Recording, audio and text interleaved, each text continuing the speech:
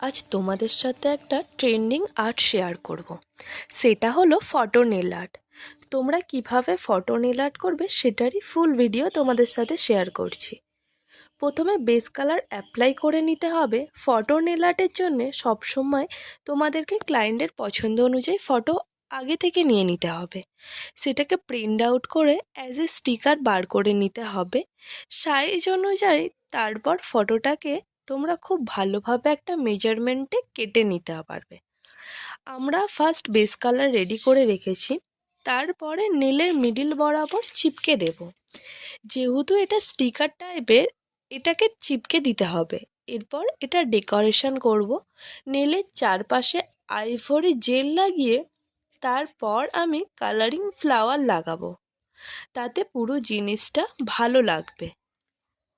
তোমরা যদি অন্য কিছু দিয়ে ডেকোরেশন করতে চাও